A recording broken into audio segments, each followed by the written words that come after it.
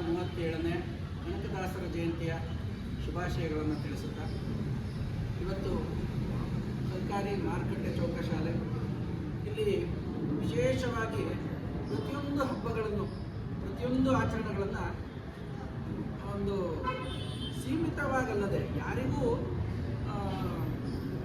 ಎಲ್ಲರನ್ನೂ ಒಗ್ಗೂಡಿಸ್ಕೊಳ್ಬೇಕು, ಎಲ್ಲರೂ ಇದರಲ್ಲಿ ಪಾಲ್ಗೊಳ್ಬೇಕು ಅಂತೇಳಿ ವಿಶೇಷವಾಗಿ ಆಚರಣೆಗಳನ್ನು ಮಾಡ್ಕೊಳ್ತಾ ಬಂದಿದ್ದಾರೆ.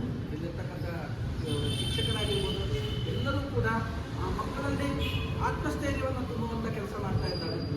ಮಕ್ಕಳನ್ನು ಬರೀ ಶಾಲೆ ಮಕ್ಕಳ ಥರದೇ ನೋಡ್ತೀರ, ಅವರು ತಮ್ಮ ಮಕ್ಕಳ ರೀತಿಯಾಗಿ ಅವರು ಕೂಡ ಒಳ್ಳೆಯ ಪ್ರೀತಿ, ಆಪ್ಯಾಯತೆ, ಅವರಿಗೆ ಒಳ್ಳೆಯ ತಾಳ್ಮೆ, ಸಹನೆ ಎಲ್ಲ ಪಾಠವನ್ನು ಅವರಿಗೆ ಹೇಳ್ಕೊಡ್ತಾ, ಹಬ್ಬಗಳ ಆಚರಣೆಗಳನ್ನು ವಿಶೇಷವಾಗಿ ಅವರು ಹೇಳ್ಕೊಡ್ತಾ, ಹಬ್ಬಗಳ ಮಹತ್ವಗಳನ್ನು ಹೇಳ್ಕೊಡ್ತಾ, ಕನಕದಾಸರು, ಪುರಂದರದಾಸರು, ಹೀಗೆ ಕನ್ನಡ ರಾಜ್ಯೋತ್ಸವ, ಹೀಗೆ ಪ್ರತಿಯೊಂದು ಏನು ಆಚರಣೆಗಳು ನಡೆಯುತ್ತೆ ಎಲ್ಲ ಆಚರಣೆಗಳ ಬಗ್ಗೆನೂ ಅವರು ಹೇಳ್ಕೊಡ್ತಾ, ವಿಶೇಷವಾಗಿ ಆ ಮಕ್ಕಳನ್ನು ಕೂಡ ಅವ್ರ ಜೊತೆಯಲ್ಲಿ ಅವ್ರು ಕರ್ಕೊಂಡು ಹೋಗ್ತಾ ಇದ್ದಾರೆ ಅನ್ನೋದು ತುಂಬ ದೊಡ್ಡ ಹೆಮ್ಮೆ.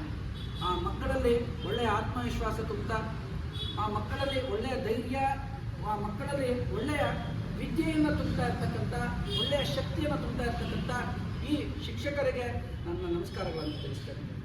ವಿಶೇಷವಾಗಿ ಈ ಮಕ್ಕಳು ಇಲ್ಲಿ ಬೆಳೀತಾ ಇದ್ದಾರೆ, ಇಲ್ಲಿ ಓದ್ತಾ ಇದ್ದಾರೆ, ಎಲ್ಲರೂ ಕೂಡ ಜ್ಞಾನವಂತರಾಗಲಿ ಅಂತೇಳಿ ನಾನು ಕೂಡ ಕೇಳ್ಕೊಳ್ತಾ, ಈ ಕನಕದಾಸ ಜಯಂತಿಯಲ್ಲಿ ನನಗೂ ಕೂಡ ಒಂದೆರಡು ಮಾತು ಮಾತಾಡಲಿಕ್ಕೆ ಅವಕಾಶ ಕೊಟ್ಟಂಥ ಶಿಕ್ಷಕ ವೃಂದದವರಿಗೂ ನಮಸ್ಕಾರವನ್ನು ತಿಳಿಸ್ತೇನೆ.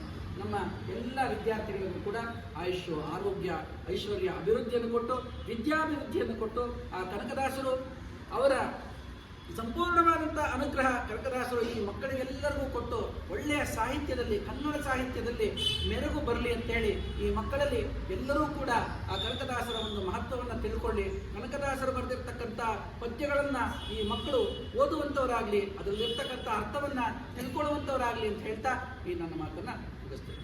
ಜೈ ಕರ್ನಾಟಕ ಮಾತೆ. ಸರ್